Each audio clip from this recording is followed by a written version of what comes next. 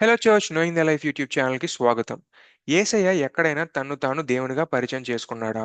ఇది అర్థం కావాలి అంటే ప్రవక్తలు మెస్సియాని గురించి ఏమని ప్రవచించారో మనకు అర్థం కావాలి. ఆల్రెడీ మీకా మెస్సియాని గురించి ఏమని ప్రకటించాడో మనం చేసాం. అలాగే ఇప్పుడు ఈ యెషయా మెస్సియాని గురించి ఏమని ప్రకటించాడో అది కూడా ఇప్పుడు మనం చూస్తాం. యెషయా 9:6లోకెళ్ళినప్పుడు యెషయా ఒక బిడ్డని గురించి మాట్లాడుతూ, మన కోసం ఒక బిడ్డని దేవుడిస్తాడు. అతని భుజముల మీద రాజ్యభారం ఉంటుంది అని చెప్తూ, తనకి ఉన్నటువంటి ఒక పేరుని ఆయన తెలియజేస్తాడనమాట. ఆయనకున్న పేరేంటి అంటే, ఆశ్చర్యకరుడు, ఆలోచనకర్త, బలవంతుడైన దేవుడు, నిత్యుడగు తండ్రి, సమాధానకర్తయగు అధిపతి అనేటటువంటి ఒక పేరు ఆయనకి పెట్టబడుతుంది. ఇక్కడ మనం చూస్తున్నట్లయితే 5 టైటిల్స్ మనకు కనిపిస్తాయి. కానీ ఈ 5 టైటిల్స్‌ని ఒకే పేరుగా యెషయా పరిగణిస్తున్నాడు. ఎందుకు 5 పేర్లు అని చెప్పొచ్చు కదా! లేదా పేర్లు అని చెప్పొచ్చు కదా! ఎందుకు పేరు అని ఏకవచనాన్ని ఇక్కడ ఉపయోగించడం జరిగింది? ఇది మనం తర్వాత డిస్కస్ చేస్తాం. అయితే ఇక్కడ మనం ఆలోచించాల్సిందేంటంటే, యెషయా ఆ బిడ్డకిచ్చింది 5 పేర్లు కాదు, లేదా 5 టైటిల్స్ కాదు. 4 టైటిల్స్ మాత్రమే.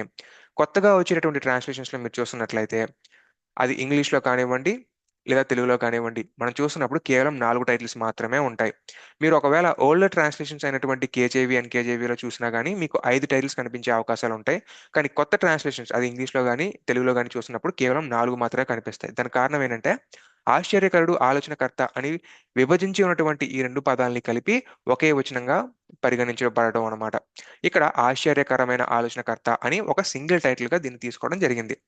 And most of the scholars ఇలాగే తీసుకొని వారి వారి కామెంటరీస్‌లో కూడా పెడతాన్ని బట్టి మనం ఈ ట్రాన్స్‌లేషన్‌నే ఫాలో అవుతామనమాట. అంటే ఈ 4 టైటిల్స్‌నే మాత్రమే మనం ఫాలో అవుతాం.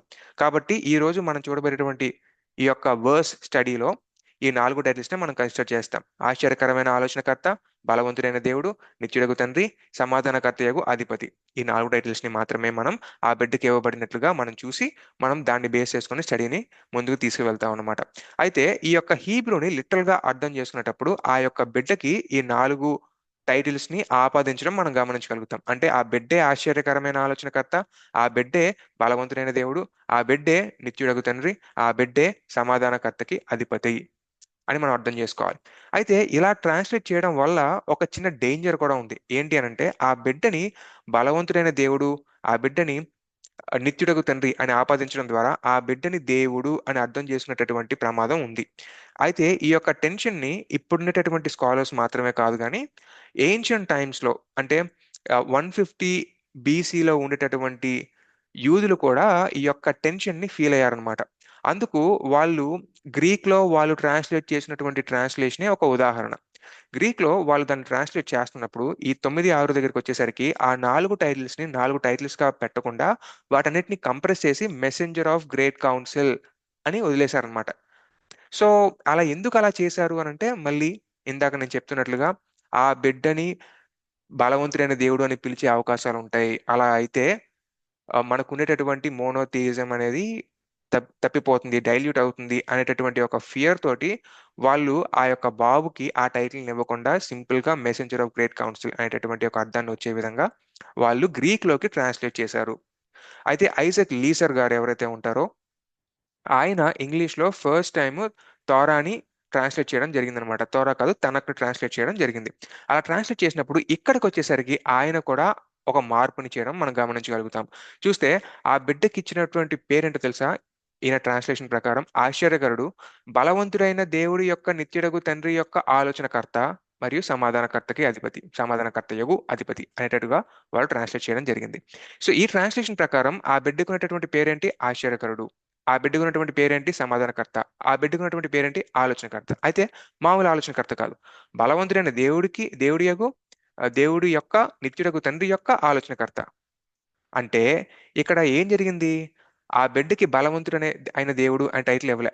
ఆ బిడ్డకి నిత్యుడగు తండ్రి అనే టైటిల్ ఇవ్వలే. ఇవ్వకుండా ఆ బలవంతుడైన దేవుని యొక్క నిత్యుడగు తండ్రి యొక్క ఆలోచనకర్త అని పెడతం వల్ల ఈ బిడ్డని యెహోవా కిందన ఉండేటటువంటి ఒక మనిషిగా చూపించే ప్రయత్నం చేస్తున్నారు గానీ, ఈ బిడ్డని బలవంతుడైన దేవుడు లేదా ఈ బిడ్డని నిత్యుడగు తండ్రి అని పిలవడానికి ఇక్కడ ఐజాక్ లీజర్ గారు ఇష్టపడట్లేదు. అలాగే మనం ఎన్‌జేపీఎస్ లేదా జేపీఎస్ ట్రాన్స్‌లేషన్‌ని మనం చూస్తున్నప్పటికీ, రివైజ్డ్ ట్రాన్స్‌లేషన్ మనం చూస్తున్నప్పటికీ, ఇందులో కూడా ఒక చిన్న మార్పుని మనం గమనించగలుగుతాం. ఇందులో కూడా mighty god is planning race the eternal father a peaceable ruler. బ్రాడ్‌గా చెప్పుకోవాలి అనంటే బలవంతుడైన దేవుడే ఆలోచనకర్త, నిత్యుడగు తండ్రి, ఒక సమాధానకర్తయగు అధిపతి అనే అర్థం వచ్చే విధంగా ట్రాన్స్లేట్ చేయడం జరిగింది. ఆ, ఎందుకు ఇలా చేశారు? సరే, గ్రీక్ లో ట్రాన్స్లేట్ చేయడం అంటే అది 150 బీసీలో ట్రాన్స్లేట్ చేశారు అనుకోవచ్చు. మరి ఇది మొన్నే 2023లో ట్రాన్స్లేట్ చేసినటువంటి ట్రాన్స్లేషన్ కదా.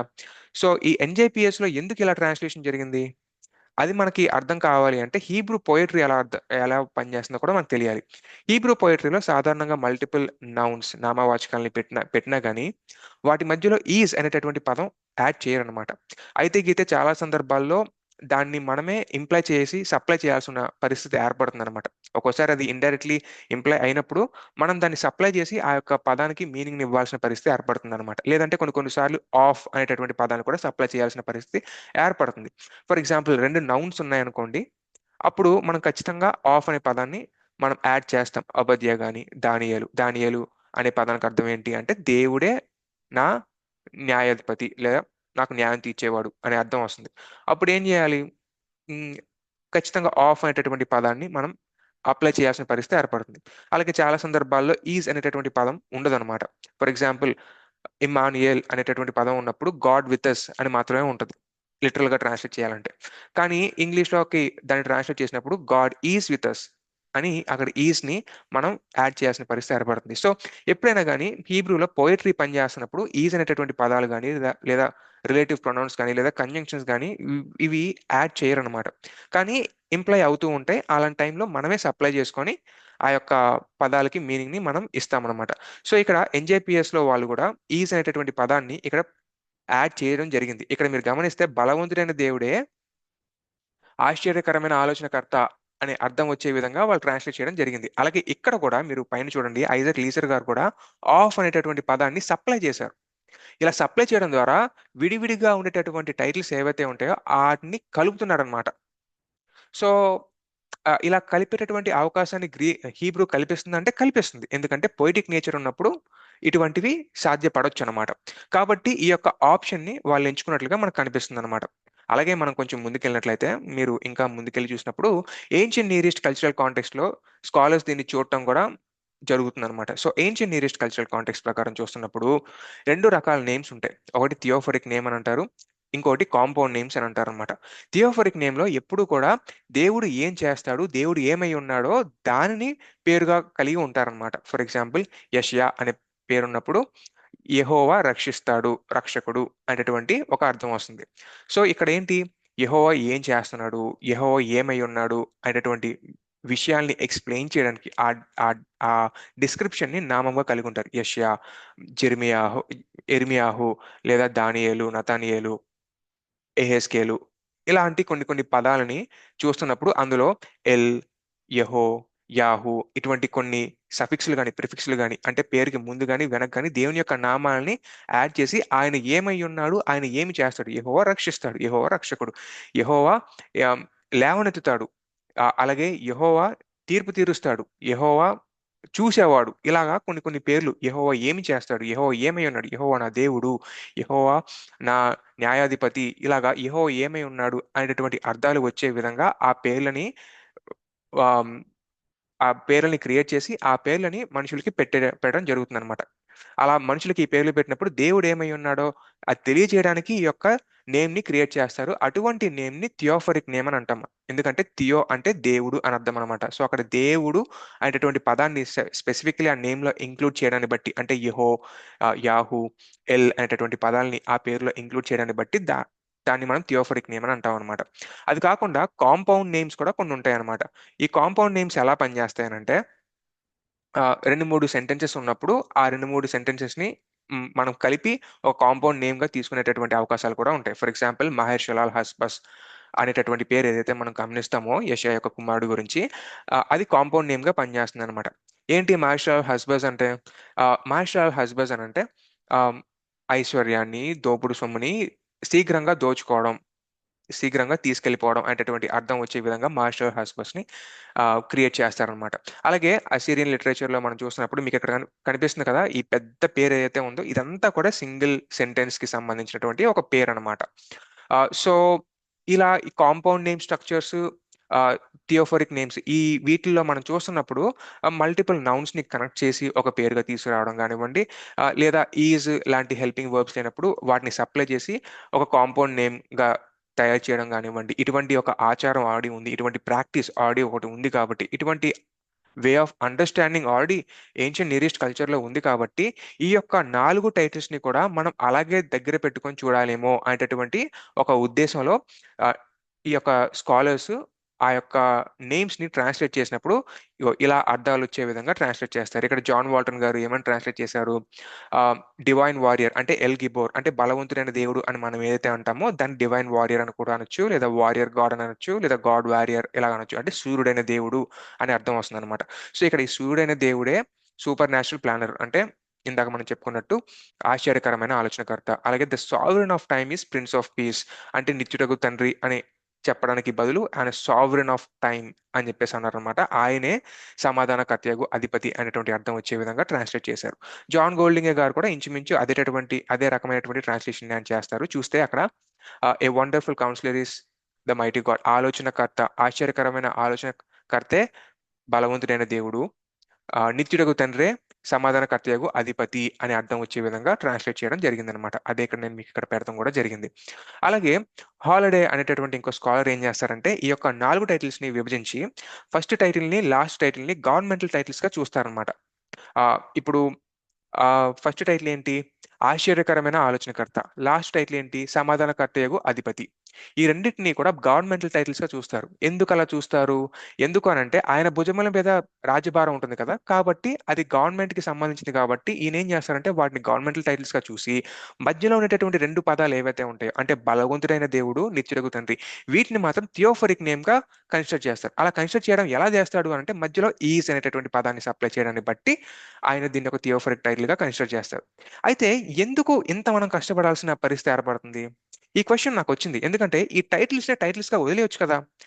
ఖచ్చితంగా ఇప్పుడు హీబ్రూ ఏమైనా డిమాండ్ చేస్తుందా దీన్ని ఇలాగా థియోఫరిక్ నేమ్ గా కానీ లేదా ఒక కాంపౌండ్ నేమ్ గా కానీ దీనికి నువ్వు కన్వర్ట్ చెయ్యు అని హీబ్రూ ఏమైనా చెప్తుందా? అనే ఒక క్వశ్చన్ వచ్చినప్పుడు నాకు అర్థమైంది ఏంటంటే హీబ్రూ అలాగేమీ డిమాండ్ చేయదు. ఆ 4 టైటిల్స్ ని 4 టైటిల్స్ గా వదిలేస్తే ఎటువంటి ప్రాబ్లం కూడా ఉండదు. ఏది సింటాక్టికల్లీ చూసుకున్నా, లింగ్విస్టికల్లీ చూసుకున్నా, హీబ్రూ గ్రామర్ ప్రకారం చూసుకున్నా కానీ ఎటువంటి ప్రాబ్లం ఉండదు. కానీ ప్రత్యేకించి వీళ్ళు థియోఫరిక్ నేమ్ కానీ లేదా కాంపౌండ్ నేమ్ ని కానీ క్రియేట్ చేయాల్సినటువంటి పరిస్థితిని తీసుకొస్తున్నారు. ఎందుకు ఇలా తీసుకొస్తున్నారు అని అనుకున్నప్పుడు ఇక్కడ చూడండి స్కాలర్ చెప్తారనమాట. విలియమ్సన్ అనేటటువంటి స్కాలర్ అంటారు, ఇలా థియోఫరిక్ నేమ్ గా కన్వర్ట్ చేయడాన్ని బట్టి ప్రతి ఒక్క పదాన్ని అనపాలజెటికల్ గా మనం ఎక్స్ప్లెయిన్ చెయ్యొచ్చు అని అంటున్నారు. ఇక్కడ నాకు పెద్ద ప్రాబ్లం వచ్చింది. ఎందుకు 4 టైటిల్స్ ని 4 టైటిల్స్ గా వదిలేస్తే ఆ యొక్క 4 టైటిల్స్ ని అనపాలజెటికల్ గా ఎందుకు ఎక్స్ప్లెయిన్ చేయలేము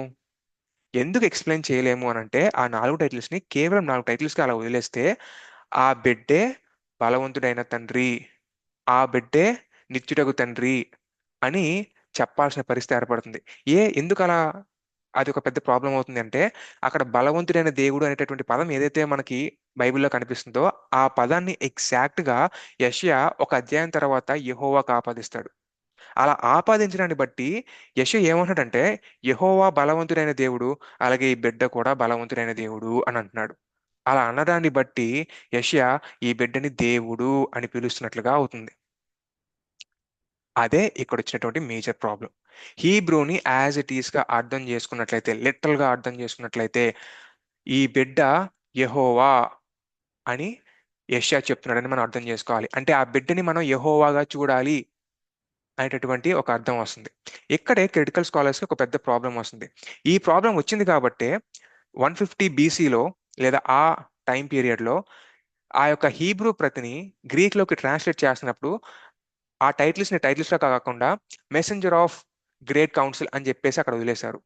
ఆ ప్రాబ్లం వస్తుంది కాబట్టి అది యూదుల అండర్స్టాండింగ్ కి కొంచెం టెన్షన్ ని క్రియేట్ చేసేదే కాబట్టే ఇంగ్లీష్ లోకి ట్రాన్స్లేట్ చేసినప్పుడు ఐజాక్ లీసర్ గారు కూడా ఆఫ్ అనేటటువంటి పదాలని సప్లై చేసి అవి ఆ బిడ్డకి సంబంధించిన టైటిల్స్ కాదు, దేవుడికి సంబంధించినటువంటి ఒక ఆలోచనకర్తగా బిడ్డ ఉంటున్నాడు కానీ ఆ బిడ్డ దేవుడు కాదు, ఆ బిడ్డ నిత్యుడకు తండ్రి కాదు అనేటటువంటి ఒక అర్థం వచ్చే విధంగా ఐజాక్ లీజర్ గారు కూడా ట్రాన్స్లేట్ చేయడం జరిగింది. మరి ఇక్కడ మిగతా ట్రాన్స్లేషన్స్ మనం ఏదైతే చూస్తున్నామో, హాలిడే గారు కానివ్వండి, లేదా జేపీఎస్ ట్రాన్స్లేషన్లో మనం చూసిన జాన్ వాల్టన్ గారు, జాన్ గోల్డింగ్ గారు ప్రపోజ్ చేసినటువంటి ప్రపోజల్స్ ని మనం చూసినప్పటికీ, వీళ్ళందరూ కూడా ఏం చేస్తున్నారంటే ఈ యొక్క టైటిల్స్ అనేవి దేవుడికి సంబంధించిన టైటిల్స్ గా మార్చేస్తున్నారు. ఇలా ఈ ట్రాన్స్లేషన్ ని చేంజ్ చేయడం బట్టి, అంటే a wonderful councillor is mighty God, the ever lasting father is prince of piece అన్నప్పుడు అది దేవుడికి సంబంధించినటువంటి ఒక డిస్క్రిప్షన్ గా తయారు చేస్తున్నారు. ఈస్ అనేటటువంటి పదాల్ని పెట్టి యెహోవా ఏమై ఉన్నాడో దాన్ని తెలియజేసి ఆ యొక్క నేచర్ ని ఒక నామంగా తయారు చేసి ఆ బిడ్డకు ఆపాదించే ప్రయత్నం చేస్తున్నారు. ఫర్ ఎగ్జాంపుల్, యెహోవా రక్షకుడు, యెషయా అనే పదానికి మీనింగ్ అది, యెహోవా రక్షిస్తాడు. సో ఇదేంటి, యెహోవాకి సంబంధించిన డిస్క్రిప్షన్. ఆ డిస్క్రిప్షన్ ని యెహోవాకి, సారీ, యెషయాకి పేరుగా పెడుతున్నారు. అంతేగాని యెషయా యెహోవా అని కాదుగా దాని అర్థం. యెహోవా ఏమై ఉన్నాడో దాన్ని పేరుగా పెడుతున్నారు కదా. సో ఇక్కడ ఏమైంది, ఈ బిడ్డకి బలవంతుడైన దేవుడు అనేటటువంటి పేరుని యెషయా ఇస్తున్నప్పుడు వీళ్ళు ఏం చేస్తున్నారు, లేదు ఈ బలవంతుడైన దేవుడు ఆ ఆశ్చర్యకరమైన ఆలోచనకర్త, ఈ నిత్యుడకు తండ్రి, సమాధానకర్తయగు అధిపతి అనేటటువంటి డిస్క్రిప్షన్ లాంగ్వేజ్ ని యెహోవాకు ఆపాదించేయడం ద్వారా ఆ బిడ్డ బలవంతుడైన దేవుడు కాదు, ఆ బిడ్డ నిత్యుడకు తండ్రి కాదు అనేటటువంటి అర్థాన్ని తీసుకొస్తున్నారు. ఎందుకు ఆ అర్థాన్ని తీసుకురావాలి, ఎందుకు అంత కష్టపడాలి అనుకున్నప్పుడు మనకు అర్థమయ్యేది ఏంటంటే, క్రిటికల్ స్కాలర్స్ చెప్తారు, ఆ, అంటే వాళ్ళ యొక్క అసెంప్షన్ ఏంటంటే యెషయా అప్పటికి అలా చెప్పి ఉండకపోవచ్చులే. ఎందుకంటే ఇది చాలా అడ్వాన్స్డ్ థియాలజీగా వాళ్ళకి కనిపిస్తుంది.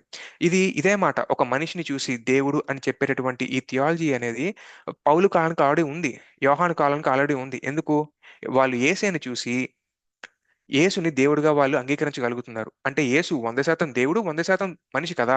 సో ఆయన మనిషి కూడా కదా. ఆ మనిషిని చూసి ఈయన దేవుడే అని గుర్తించగలుగుతున్నారు కదా. సో ఈ రకమైన థియాలజీ అనేది యోహాను చెప్తే ఒక అర్థం ఉంది, పౌలు చెప్తే ఒక అర్థం ఉంది. కానీ యెషయా నిజంగా ఒక బిడ్డని చూసి ఆ బిడ్డని యెహోవా అని పిలవగలుగుతాడా అన్నది క్వశ్చన్. అది థియలాజికల్ ప్రాబబిలిటీకి సంబంధించిన క్వశ్చన్. సో క్రిటికల్ స్కాలర్స్ ఏమంటారంటే, మేబీ అది ఆ ప్రాబబిలిటీ చాలా తక్కువలే, కాబట్టి యెషయా అలా ఉండకపోవచ్చు. కాబట్టి మేబీ ఆల్టర్నేటివ్ వేస్ లో మనం దీన్ని అర్థం చేసుకోవాలేమో అని వాళ్ళు ఏన్షియన్ నియర్ ఈస్ట్ లో ప్యారలల్స్ ని చూడటం కానివ్వండి, లేదా ఈజిప్ట్ లో ఉన్నటువంటి రాయల్ కరోనేషన్ టైం పీరియడ్ లో యూనో రాయల్ టైటిల్స్ ఏమైతే ఉన్నాయో వాటిని చూడటం కానివ్వండి చేసి వాటి వెలుగులో చూసే ప్రయత్నం చేస్తున్నారు. ఎందుకంటే ఇది ఒక థియలాజికల్ టెన్షన్ ని క్రియేట్ చేసింది. ఒక బిడ్డని యెషయా ఎలా యెహోవా అని పిలుస్తాడు అనే ఒక క్వశ్చన్ వచ్చింది. ఆ క్వశ్చన్ ని ఆ క్వశ్చన్ కి ఆన్సర్ ని సరిగ్గా చేసేటటువంటి ప్రయత్నంలో భాగంగానే ఆల్టర్నేటివ్ సోర్సెస్ ని చూసి ఇంకేదైనా విధంగా దీన్ని ఎక్స్ప్లెయిన్ చేయగలమా అనేటువంటి విధానంలో వెళ్తున్నారు. ఇక్కడ బేసిక్ అసెంప్షన్ ఏంటంటే యెషయా చెప్పు ఉండకపోవచ్చేమో, ఆ ప్రాబిలిటీ తక్కువేమో అనేటటువంటి ఒక అసెంప్షన్ ఉండడం బట్టి ఆ, వేరే ప్యారలిజమ్స్ ని చూసి వేరే రౌట్ ని తీసుకునే ప్రయత్నం చేస్తారు. ఒకవేళ ఎల్ గిబోర్ లేదా బలవంతుడైన దేవుడు అనేటటువంటి టైటిల్ గనక ఆ బిడ్డకి ఏర్పాటు చేసి ఉండకపోతే ప్రాబ్లీ ఇంతగా దీని విషయం మీద ఆలోచించేటటువంటి వారు కాకపోయి ఉండొచ్చు. అలాగే ట్రాన్స్లేషన్స్ లో కూడా, ఈవెన్ గ్రీక్ ట్రాన్స్లేషన్స్ లో కూడా, లేదంటే ఆ, తనకుని ఇంగ్లీష్ లో ట్రాన్స్లేట్ చేసినప్పుడు యూదుల యొక్క ట్రాన్స్లేషన్ లో కూడా, అలాగే ఇప్పుడు నేను చూపిస్తున్నటువంటి కమెంటరీస్ లో కూడా ఇంత డిస్కషన్ అనేది, ఇంత టెన్షన్ అనేది కనిపించేది కాదు. క్వశ్చన్ ఏంటంటే, ఒకవేళ నిజంగా యెషయా అలా చెప్పున్నా గానీ దాన్ని యాక్సెప్ట్ చేసేటటువంటి పరిస్థితి ఉండదు, అంత నేరోగా మనం గనక స్టడీ చేసేటటువంటి ప్రయత్నం చేసినట్లయితే. నా ఆ నా యొక్క ప్రపోజల్ ఏంటంటే, యెషయా దీన్ని బలంగా ఆ బిడ్డని యెహోవా అని చెప్పడానికే ఈ యొక్క స్ట్రక్చర్ ని ఎన్నుకున్నాడు అన్నది నా అభిప్రాయం. అది ఎలాగో నేను ముందు ముందు మీకు చెప్తాను. సో ఇక్కడ మీరు చూస్తున్నట్లయితే ఈ స్లైడ్ లో మీరు క్లియర్ కట్ గా చూస్తున్నారు, గ్రీక్ లోకి అప్పుడు 150 బీసీలో ట్రాన్స్లేట్ చేస్తున్నప్పుడు వాళ్ళు నిజంగానే ఒక క్లియర్ కట్ టెన్షన్ ని అక్కడ వాళ్ళు అబ్జర్వ్ చేశారు. అందుకే వాళ్ళు ఆ బిడ్డ ఏ రకంగానూ దైవత్వానికి సంబంధించినటువంటి బిడ్డ కాదు అని చెప్పడానికి ఒక చిన్న మార్పుని చేసినట్లుగా ఆ ట్రాన్స్లేషన్ లో ఆ యొక్క థియాలజీ మనకి బయటపడింది అని చెప్పేసి ఇక్కడ మనకి గమనించగలుగుతాం. అలాగే ఏ రకంగానూ ఆ బిడ్డని దేవునితో పాటు ఐడెంటిఫై అయ్యే విధంగా ఆ, చేయకూడదు అనేటటువంటి ఉద్దేశంలో భాగంగానే అక్కడ మైటీ గాడ్ లేదా ఎవర్ లాస్టింగ్ ఫాదర్, అంటే బలవంతుడైన దేవుడు, నిత్యుడగు తండ్రి అనేటటువంటి పదాల్ని ఆ బిడ్డకి అసోసియేట్ చేయకుండా ఆ యొక్క ట్రాన్స్లేషన్ ని మార్చారు అనే విధానాన్ని ఇక్కడ మనం అనే విషయాన్ని ఇక్కడ మనం చూస్తాం అనమాట. ఎందుకంటే ఒక బిడ్డని యెహోవా అని పిలవడం వల్ల ఆ యొక్క మోనోథియిజం అనేది దెబ్బతింటుందేమో అనేటటువంటి ఒక ఫియర్ లో వాళ్ళు ఉండడాన్ని బట్టి ఆ, వాళ్ళు ఆ ట్రాన్స్లేషన్ కి ఆ, అటువంటి చాయిస్ ని వాళ్ళు ఎంచుకున్నారనమాట. ఎందుకు వాళ్ళంత ఫియర్ అయ్యారు సెకండ్ టెంపుల్ లిటరేచర్ లో, ఆ జుడైజం ఆ టైం పీరియడ్ లో ఎందుకు ఇలాగా వాళ్ళు ఫియర్ అయ్యారు అన్న విషయాన్ని గురించి మళ్ళీ మనం వేరే వీడియోలో డిస్కస్ చేసుకుందాం. వాళ్ళ ఫియర్ కి కొన్ని కారణాలు కూడా ఉన్నాయి. బట్ ఇప్పుడు ఏమంటామంటే, ఆ యొక్క యాట్రిబ్యూట్స్ ఏవైతే ఉన్నాయో, ఆ 4 యాట్రిబ్యూట్స్ ఏంటి, ఆ, ఆశ్చర్యకరమైన ఆలోచనకర్త, బలవంతుడైన దేవుడు, నిత్యుడగు తండ్రి, సమాధానకర్తయగు అధిపతి, ఈ 4 టైటిల్స్ ఏవైతే ఉన్నాయో ఈ 4 టైటిల్స్ కూడా ఆ బిడ్డకి సంబంధించిన టైటిల్సే, దేవుడికి సంబంధించినటువంటి టైటిల్స్ కావు అని రబ్బినిక్ స్కాలర్స్ కూడా దాన్ని చెప్తున్నారు. ఇలాగే తాల్ముద్ కూడా అర్థం చేసుకుంది, అలాగే మిద్రాష్ కూడా ఇలాగే అర్థం చేసుకుంది. మిడివల్ టైం పీరియడ్ లో కమెంటరీస్ కూడా ఇలాగే అర్థం చేసుకున్నాయి అనమాట. ఈ టైటిల్స్ ని ఆ బిడ్డకి మాత్రమే ఇచ్చారు, దేవునికి ఇవ్వలేదు. ఈ రోజు స్పెసిఫికలీ ఆ టైటిల్స్ ని దేవునికి ఆపాదిస్తే, లేదా ఆ బిడ్డకి ఈ టైటిల్స్ ఇవ్వకుండా చేసినట్లయితే అది చాలా చాలా కొత్త రకమైనటువంటి ట్రాన్స్లేషన్ అవుతుందన్నమాట. సో అది ఇన్నేళ్లలో ఎవరు చేసి ఉండలేదు, ఇది మనమే కొత్తగా తయారు చేసినటువంటి ట్రాన్స్లేషన్ అని మనం అర్థం చేసుకోవాలి. సో ఈ ఇంతకీ థియోఫరిక్ నేమ్స్ ఎలాగుంటాయి, కాంపౌండ్ నేమ్స్ ఎలాగుంటాయి, బైబిల్లో ఇవేమన్నా ఉన్నాయా, వాటి యొక్క నేచర్ ఏంటి, అండ్ అలాగే వాటిని మనం యెషయా 9:6తో కంపేర్ చేసినప్పుడు ఎంతవరకు యెషయా 9:6లో ఉన్నటువంటి ఆ యొక్క 4 పదాలని థియోఫరిక్ నేమ్స్ లేదా కాంపౌండ్ నేమ్స్ గా మనం కన్వర్ట్ చేయడానికి అవకాశాలు ఉంటాయి అన్న విషయాన్ని ఇప్పుడు మనం తెలిసిన ప్రయత్నం చేద్దాం. బైబిల్లో చాలా మటుకు మనకి థియోఫరిక్ నేమ్స్ ఉన్నాయి. ఫర్ ఎగ్జాంపుల్ ఇందాక నుంచి నేను చెప్పినట్టు యెషయా అంటే యెహోవా రక్షిస్తాడు అని అర్థం, అలాగే ఇర్మియా అంటే యెహోవానే హెచ్చిస్తాడు అని అర్థం, అలాగే హిజ్కియా అంటే యెహోవానే బలపరచువాడు అని అర్థం, అలాగే జకరియా అంటే యెహోవా జ్ఞాపకం చేసుకునేవాడు అని అర్థం, అలాగే ఏలియా అనంటే నా దేవుడే యెహోవా అని అర్థం, అలాగే దానియేలు అంటే యెహోవాయే నా న్యాయకర్త అని అర్థం, నతానియేలు అంటే దేవుడే ఇచ్చువాడు అని అర్థం, అలాగే ఇమ్మానుయేలు అంటే దేవుడే మనకు తోడు అని అర్థం, అలాగే ఏలీషా అంటే దేవుడే రక్షకుడు అని అర్థం, అలాగే యెహోషాపాతు అంటే యెహోవాయే న్యాయాధిపతి అని అర్థం, అలాగే యెహోయాకీము అంటే యెహోవాయే లేవనెత్తువాడు అని అర్థం, అలాగే సమూయేలు అంటే దేవుడు వింటాడు అని అర్థం, అలాగే యోవేలు అంటే యెహోవానే దేవుడు అని అర్థం. ఈ అన్నిటిలోనూ అయితే దేవుడు లేదా యెహోవా అనేటటువంటి పదాలు ఆ పేరులోనే మీకు కనిపిస్తున్నాయి. సో నేను చెప్పా కదా, థియోఫరిక్ నేమ్ అనేటటువంటి దాంట్లో దేవుడు అనేటటువంటి పదం మనకు క్లియర్ కనిపిస్తుందని మనం చెప్పుకున్నాం కదా. ఎల్, యహో, యాహూ ఇటువంటి పదాలు ముందు కానీ వెనక కానీ పేరులో ఉంటాయన్నమాట. కాబట్టి వాటిని బట్టి అక్కడ ఆ అవి దేవుడు చేసేటటువంటి కార్యాలు కానీ, దేవుడు ఏమై ఉన్నాడో చెప్పడానికి కానీ ఉపయోగించేటటువంటి డిస్క్రిప్షన్స్ అని మనం అర్థం చేసుకున్నాం కదా. సో వాటినే ఇక్కడ వీళ్ళు నామములుగా కలిగి ఉన్నారనమాట. వీటన్నిటిలోనూ కామన్ గా మనం చూసేది ఏంటంటే, వీటన్నిటిలోనూ ఏదో రకంగా క్లాజెస్ ఉంటాయి. ఒకవేళ క్లాజెస్ లేకపోయినా కానీ ఆఫ్ రిలేషనల్ పదాలు కొన్ని ఉంటాయి అనమాట. అలాగే ప్రెడికేట్స్ చాలా క్లియర్ కట్ గా ఉంటాయి. సింగిల్ ప్రెడికేట్ ఉంటుంది, ఒకే ఒక predicate through out the name కనిపిస్తుంది అనమాట. ఒక నేమ్ లో మల్టిపుల్ ప్రెడికేట్స్ ఉంటాయి, ఒకే ఒక ప్రెడికేట్ ఉంటుంది. అండ్ మాక్సిమం అన్నిటిలోనూ క్లాజెస్ ఉంటాయి, ఒకవేళ క్లాజెస్ లేకపోయినా ఇంప్లై చేయబడి ఉంటాయి. సో ఈ ఈ యొక్క థియోఫరిక్ నేమ్స్ కి ఒక గ్రామటికల్ స్ట్రక్చర్ ఉంది అన్న విషయం ఇప్పుడు మనకు అర్థమైంది. ఏమని? సింగిల్ ప్రెడికేట్ ఉంటుంది, ఒకే ప్రెడికేట్ ఉంటుంది అనమాట, మల్టిపుల్ ప్రెడికేట్స్ ఉండవు. అలాగే క్లాజెస్ ఎక్కువగా ఉంటాయి, వర్బల్ క్లాజెస్ కానీ ఖచ్చితంగా ఉంటాయి అనమాట. ఇవి మనం క్లియర్ కట్ గా చూసేటటువంటి స్ట్రక్చర్ థియోఫరిక్ నేమ్స్ లో. అలాగే కాంపౌండ్ నేమ్స్ చూసినట్లయితే మార్షల్, హస్బస్ అండ్ దెన్ షేర్ జషప్, ఇవి కాంపౌండ్ నేమ్స్ అని అంటున్నాను. అలాగే ఇది థియోఫరిక్ నేమ్ కాకపోవడానికి ఇంకో కారణం ఏంటంటే, ఇందులో ఎల్ అని, యాహూ అని, యహో అని ఇటువంటి పదాలు ఉండవు, దేవుడికి సంబంధించిన పదాలు ఉండవు. జస్ట్ నార్మల్ గా క్రియ మాత్రమే ఉంటదన్నమాట. ఓకే, క్రియ మాత్రమే ఉంటుంది. ఈ రెండు పేర్లు మనం చూసినప్పుడు వీళ్ళిద్దరు బిడ్డలు ఎవరైతే ఉన్నారో వీళ్ళు సూచనలుగా ఉన్నారు, యెహోవా చేయబోయే కార్యాలకి సూచనలుగా ఉన్నారనమాట. సో యెహోవా ఏం చెప్తారంటే, నేను కొన్ని పనులు చేస్తాను, ఆ పనులకి సంబంధించిన సూచనగా ఇగో ఈ ఇద్దరు బిడ్డలనే పెడుతున్నాను, ఇగో వీడి పేరు మార్షల్ హస్బస్, వీడి పేరు షేర్య షుబు అని క్లియర్ కట్ గా చెప్తాడు. ఏంటి మార్షల్ హస్బస్ అంటే, ఇందాక నేను చెప్పినట్టు ఆ ఐశ్వర్యాన్ని, దోపుడు సొమ్ముని శీఘ్రంగా ఎత్తుకొని పోవడం. సో ఎత్తుకొని పోవడం అది వర్బ్ అన్నమాట. సో ఆ యొక్క క్రియ ఏదైతే ఉందో ఆ క్రియని, యెహోవా చేసే ఆ క్రియని ఇక్కడ నామముగా ఈ బిడ్డకి పెడుతున్నారన్నమాట. అలాగే షేర్ యశూబ్ అంటే, షేర్ యశూబు అంటే ఏంటి? శేషం తిరిగి రావడం, తిరిగి రాక, శేషం తిరిగి రాక, దేవుడు ఆ యొక్క కార్యాన్ని చేస్తాడు, ఆ కార్యాన్ని ఈ యొక్క బిడ్డకి పేరుగా పెడతారు. సో ఇక్కడ ఆ ఎల్, యాహూ అనేటటువంటి పేర్లు లేవు, కానీ ఇంప్లిసిట్ గా స్టోరీలో చూసినప్పుడు మనకు తెలిసిపోద్ది. ఎందుకంటే ఈ యొక్క కార్యాలు జరుగుతున్నప్పుడు ఈ కార్యాలు చేసేది దేవుడే అన్న విషయాన్ని జ్ఞాపకం ఉంచుకోవాలన్న కారణం చేతనే ఈ పేరు పెడతారు. సో ఇక్కడ పేరులో ఎల్, యహో అనేటటువంటి పదాలు లేకపోయినా ఈ కార్యాలు చేసేది ఎవరు అంటే దేవుడే మళ్ళీ. కాబట్టి ఇందులో కూడా మనం చూసేది ఏంటంటే, క్లాజెస్ ఉంటాయి, వర్బల్ క్లాజెస్ ఉంటాయి. ఇందులో ఎల్ అనేటటువంటి ఆ థియోఫరిక్ టైటిల్స్ అనేవి లేకపోయినప్పటికీ వర్బల్ క్లాజెస్ క్లియర్ కట్ గా ఇందులో మనకు కనిపిస్తాయి. సో ఇప్పుడు మనం ఏం చేస్తామంటే, ఒకసారి ఈ యొక్క థియోఫరిక్ నేమ్ తోటి ఈ యొక్క ఐజియా 9:6 లో ఉండేటటువంటి టైటిల్స్ ని కంపేర్ చేసి చూద్దాం. అది అప్పుడు ఆ ఏషియా 9:6లో ఉన్నటువంటి ఆ 4 టైటిల్స్ ని మనం థియోఫరిక్ నేమ్ గా కన్వర్ట్ చేయొచ్చా లేదా అన్న విషయం మనం తెలుసుకుంటాం. తర్వాత మళ్ళీ ఈ 4 టైటిల్స్ ని కాంపౌండ్ నేమ్స్ తో కూడా కంపేర్ చేసి అది కాంపౌండ్ నేమ్ గా మార్చడానికి ఒక అవకాశం ఏమైనా ఉంటుందా లేదో కూడా మనం చూసే ప్రయత్నం చేద్దాం. ఫస్ట్ ఆఫ్ ఆల్ థియోఫరిక్ నేమ్స్ లో చూస్తున్నప్పుడు ప్రతిదీ కూడా చాలా చిన్న చిన్న టైటిల్స్ గానే ఉంటాయి. అంటే 2-3 పదాల యొక్క కలయిక మాత్రమే ఉంటుంది. ఆ యెహోవా రక్షిస్తాడు 2 పదాలు యెషయా అంతే. అలాగే యెహోవాయే నా న్యాయాధిపతి ఆ దానియేలు. సో రెండు రెండు పదాల యొక్క కాంబినేషన్ గానే ఉంటుంది. కానీ ఇక్కడ 8 పదాల యొక్క కాంబినేషన్ మనకు కనిపిస్తుంది. ప్రతి టైటిల్ కూడా రెండు రెండు పదాల యొక్క కాంబినేషన్. ఫర్ ఎగ్జాంపుల్ ఆశ్చర్యకరమైన ఆలోచనకర్త అన్నప్పుడు ఆశ్చర్యము ఆలోచనకర్త ఈ రెండు పదాలు ఉంటాయి. అలాగే బలవంతుడైన దేవుడు అన్నప్పుడు ఎల్ గిబోర్ రెండు పదాలు కాంబినేషన్ లో ఒక టైటిల్.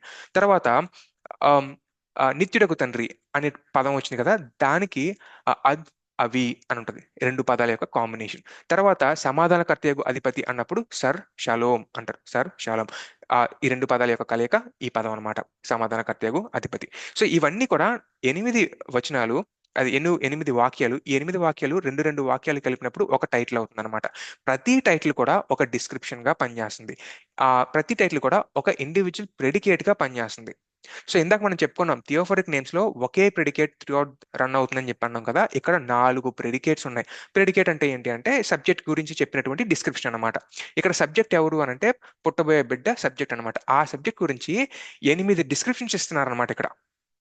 సారీ, ఈ 4 డిస్క్రిప్షన్స్ ఇస్తున్నారన్నమాట ఇక్కడ. ఏమని? ఆశ్చర్యకరమైన ఆలోచనకర్త, బలవంతుడైన దేవుడు, నిత్యుడగు తండ్రి, సమాధానకర్తయగు అధిపతి. 4 డిస్క్రిప్షన్స్ ఇక్కడ ఇస్తున్నారు. కానీ థియోఫరిక్ నేమ్స్ లో ఎప్పుడు మనం చూసుకున్నా ఒకే సింగిల్ ప్రెడికేట్ రన్ అవడం మనం గమనించగలుగుతాం. సో ఇక్కడ మల్టిపుల్ ప్రెడికేట్స్ ఉన్న కారణాన్ని బట్టి ఇక్కడ మనం వీటిని థియోఫరిక్ నేమ్ గా మనం కన్సిడర్ చేసేటటువంటి పరిస్థితి లేదు.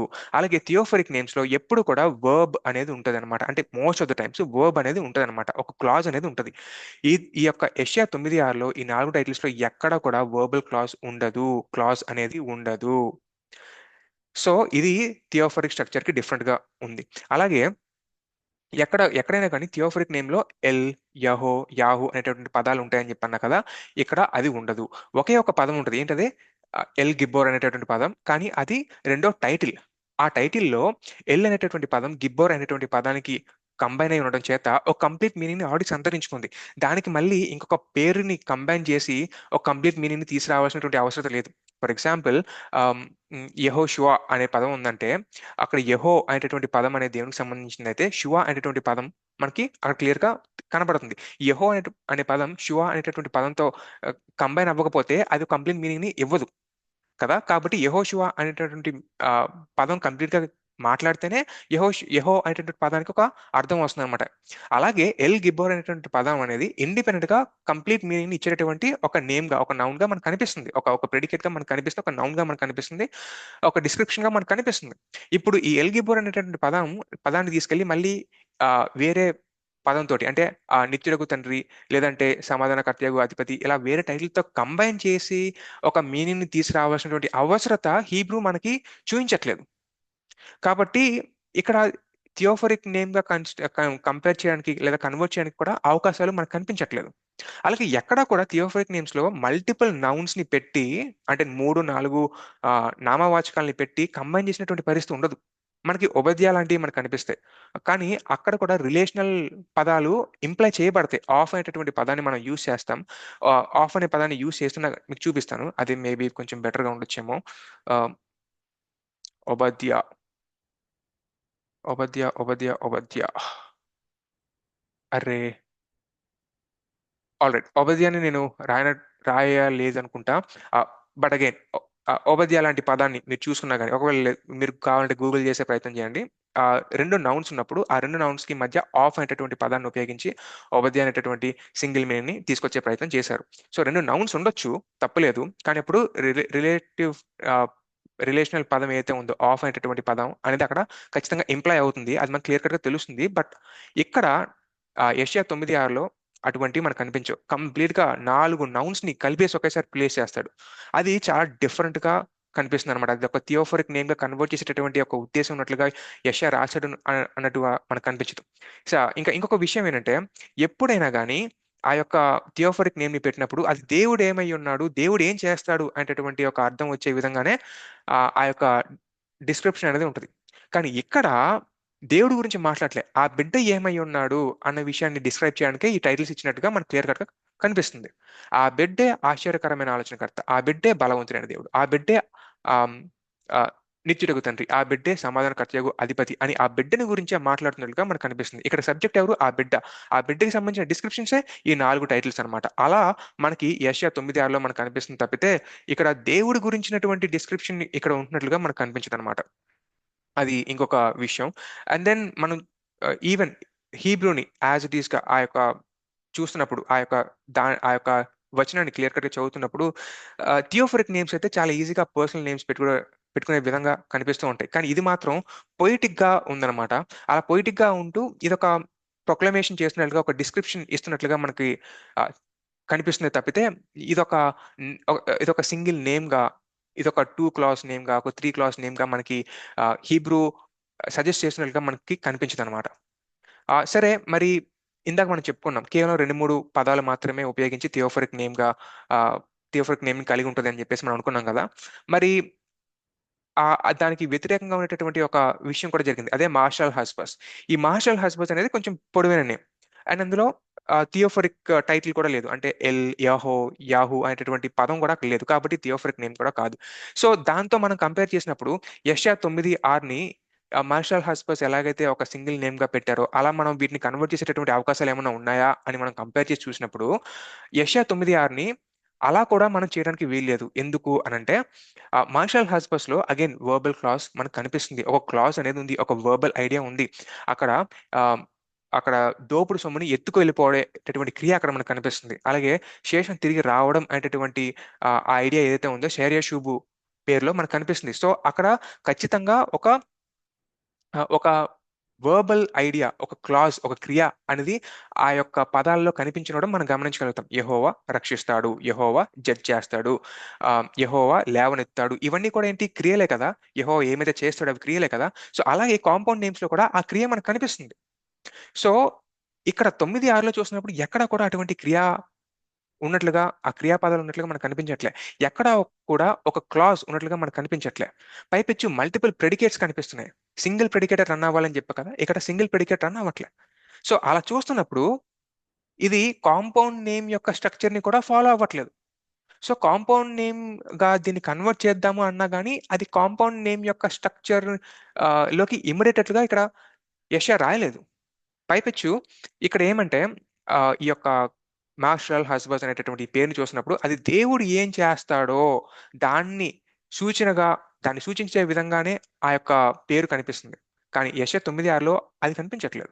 అది ఒక రాయల్ ఐడియాలజీని మనకిస్తుంది. అది క్లియర్ కట్ గా మెసియానిక్ ఐడియాగా మనకు కనిపిస్తుంది. అది మోర్ ఓవర్ ఏ డిస్క్రిప్షన్ గా మనకు కనిపిస్తుంది. ఆ బిడ్డ ఏమై ఉన్నాడో తెలియజేసేటటువంటి ఆ యొక్క నామములుగా అది మనకు కనిపిస్తుంది కదా.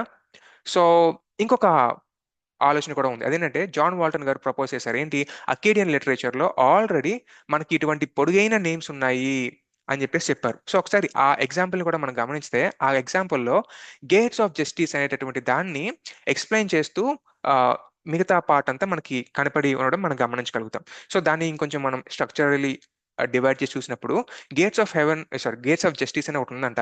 అది కరెక్ట్ జడ్జిమెంట్ ఇస్తుందంట, అది ఈల్డ్ చేస్తుందంట, అది మంచిగా ప్రొడ్యూస్ చేస్తుందంట. అయితే ఇక్కడ అన్ని చోట్ల కూడా విచ్ అనేటటువంటి పదం అకీడియన్ లాంగ్వేజే సప్లై చేసింది. దాన్ని మిగతా వాళ్ళు ఎవరు ఇవ్వలేదు. పైగా విచ్ తర్వాత వచ్చినటువంటి ఇవన్నీ కూడా క్లాజెసే. సో దీన్ని ఒక సెంటెన్స్ లైక్ నేమ్ గా మనం చూసినా గానీ ఇందులో క్లాజ్ ఉంది అనేటటువంటి విషయాన్ని మనం గుర్తుంచుకోవాలి. మల్టిపుల్ క్లాజెస్ ఉన్నాయనే విషయాన్ని మనం గుర్తుంచుకోవాలి. ఈ జస్టిస్ ఆఫ్ గేట్ ఏమై ఉందో ఈ మల్టిపుల్ క్లాజెస్ ని ఉపయోగించి చెప్తూ దీని మొత్తాన్ని ఒక సెంటెన్స్ లైక్ నేమ్ గా కన్సిడర్ చేస్తున్నారు. సో మన యెషయా 9:6లో ఎక్కడా కూడా క్లాజెస్ లేవు. ఎంత పెద్ద పొడిగైన ఎగ్జాంపుల్ ని మనం తీసుకొని దాన్ని కాంపౌండ్ నేమ్ గా కానీ లేదా సెంటెన్స్ లైక్ నేమ్ గా కానీ కన్వర్ట్ చేద్దాము అనుకున్నా కానీ ఇక్కడ విచ్ అనేటటువంటి పదాల్ని ఉపయోగించినట్లుగా అక్కడ ఎటువంటి పదాల్ని ఇవ్వలేదు. కనీసం హీబ్రూలో ఇంప్లై కూడా చేయలేదు. అలాగే విచ్ తర్వాత ఉన్నటువంటి మల్టిపుల్ క్లాజెస్ ఏవైతే ఉన్నాయో ఆ క్లాజెస్ కూడా ఎక్కడ హీబ్రూలో 9:6లో ఈ మల్టిపుల్ టైటిల్స్ ఇండికేట్ చేయట్లేదు. ఈ టైటిల్స్ లో ఎక్కడ కూడా క్లాజెస్ లేవు. మల్టిపుల్ ప్రెడికేట్స్ ఉన్నాయి, multiple descriptions about the same sun same subject అన్నట్లుగా ఉన్నాయి. అలా ఉండడాన్ని బట్టి అది థియోఫోరిక్ నేచర్ని కానీ, థియోఫోరిక్ స్ట్రక్చర్ని కానీ, కాంపౌండ్ నేమ్ యొక్క స్ట్రక్చర్ని కానీ ఫాలో అవుతున్నట్లుగా మనకు కనిపించదు. దాన్ని బట్టి దాన్ని మనం థియోఫోరిక్ నేమ్గా కానీ లేదా కాంపౌండ్ నేమ్గా కానీ మనం కన్వర్ట్ చేసేటటువంటి అవకాశాలు ఉండవు. సో వాటిని ఇక్కడ స్టడీ చేసుకుంటూ మీకు చెప్పడం జరిగింది. సో ఏ స్కాలర్ ఎలా దీన్ని ట్రాన్స్లేట్ చేశారు అండ్ అందులో అలా ట్రాన్స్లేట్ చేసినప్పుడు వాళ్ళు తీసుకున్నటువంటి ఇంటర్ప్రిటేషన్స్ ఏంటో కూడా నేను చూశాను. సో ఒకవేళ దీన్ని గనక మీరు ట్రాన్స్లేట్ చేయాలి, దీని యొక్క వచనాల్ని మార్చాలి అని అనుకున్నట్లయితే మల్టిపుల్ ఇంటర్ప్రిటేషన్స్ చేసుకోవాలి. ఫర్ ఎగ్జాంపుల్ జాన్ గోల్డింగ్ గారు ఉన్నారు. ఆయన ఏమన్నారు? ఆశ్చర్యకరమైన ఆలోచనకర్త బలవంతుడైన దేవుడు, సమాధానకర్త, నిత్యుడగు తండ్రి సమాధానకర్తయగు అధిపతి అన్నారు. ఇక్కడ రెండు సెంటెన్సెస్ ని ఫస్ట్ ఊహించుకోవాలి. అంటే రెండు క్లాజెస్ ఉన్నాయని ఊహించుకోవాలి. అలాగే అక్కడ మధ్యలో ఈజ్ అనేటటువంటి పదాన్ని సప్లై చేయాలి. ఈ రెండు కూడా ఇంటర్ప్రిటేషన్సే. పాసిబిలిటీ ఉందంటే ఎస్ ఉంది. హీబ్రూలో అలాగా గనక మనం సప్లై చేస్తే ఆ యొక్క గ్రామర్ ఏమన్నా పాడవుతుందా అంటే లేదు. సింటాక్టికల్ ఏమన్నా ఎర్రరా కాదు. కానీ అవసరమా? హీబ్రూ అది చెప్తుందా అంటే లేదు. అది ఫోర్స్ఫుల్ ఇంటర్ప్రిటేషన్ అవుతుంది అనమాట. అందుకే ఇక్కడ మనం చూస్తున్నప్పుడు అది నిజంగా కావాలా అని అన్నప్పుడు లేదు. అన్ని ఆప్షనలే. మీరు చూడండి, అన్ని ఆప్షనల్ గానే ఉన్నాయి. ఇవన్నీ ఆప్షనలే. కొంత మటుకు ఫోర్స్ఫుల్ అని కూడా చెప్పొచ్చు. సో ఇప్పుడు మనం థియోఫరిక్ నేమ్స్ ని మనం స్టడీ చేసాం. కాంపౌండ్ నేమ్స్ ని కూడా మనం స్టడీ చేసాం. ఇలా స్టడీ చేసిన దాన్ని బట్టి మనకి ఏం అర్థం చేసుకున్నాం అని అంటే, ఎక్కడ ఈ యొక్క 9 థియోఫరిక్ నేమ్స్ లో కానీ కాంపౌండ్ నేమ్స్ లో కానీ క్లాజెస్ ఉండడం మనం గమనించగలిగాం. అయితే డైరెక్ట్ గా ఉన్నా ఉండాలి, లేదంటే ఇంప్లై అయినా చేయబడాలి.